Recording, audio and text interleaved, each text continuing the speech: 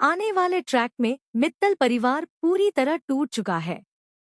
निहारिका की चाल ने परिवार को अंदर से हिला दिया है और हर कोई तनाव और उलझनों में घिर गया है।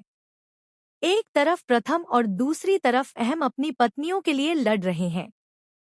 दोनों अपनी पत्नियों की सुरक्षा और इज्जत के लिए हर हद तक जाने को तैयार हैं।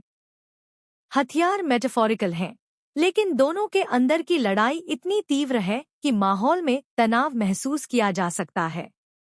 इसी बीच राध्या बिना किसी गलती के बीच में फंस चुकी है। उसका कोई दोष नहीं, फिर भी वह पूरे झगड़े का हिस्सा बन गई है। दूसरी ओर एकता भी मुश्किल में फंसी हुई है। सारे आरोप और इल्जाम उसके ऊपर डाल दिए गए हैं और अब वह अपने परिवार के सामने अकेली और असुरक्षित महसूस कर रही है। एकता और राध्या के बीच रिश्तों में दरारें नजर आने लगी हैं। पहले जो समझदारी और भरोसा था, वह अब धीरे धीरे टूटता दिख रहा है। अहम और प्रथम की लड़ाई भी चरम पर पहुंच चुकी है। दोनों अब एक दूसरे पर हाथ उठाने तक के लिए तैयार हैं।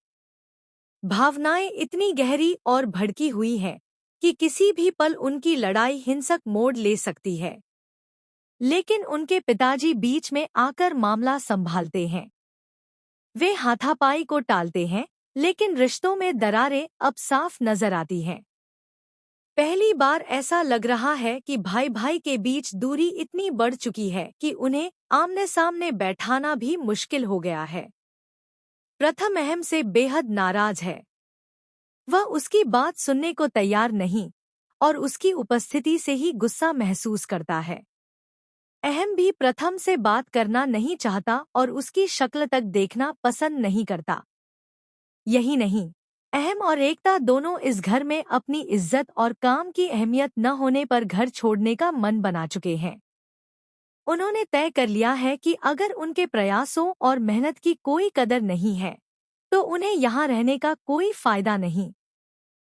वहीं प्रथम भी राध्या की इज्जत के लिए अड़ा हुआ है। अगर राध्या की इस घर में कोई अहमियत नहीं है, तो वह भी राध्या के साथ घर छोड़ने तक तैयार है। दोनों भाई अब अलग हो चुके हैं, उनके रास्ते अलग हैं और घर छोड़ने की तैयारी लगभग पूरी हो चुकी है।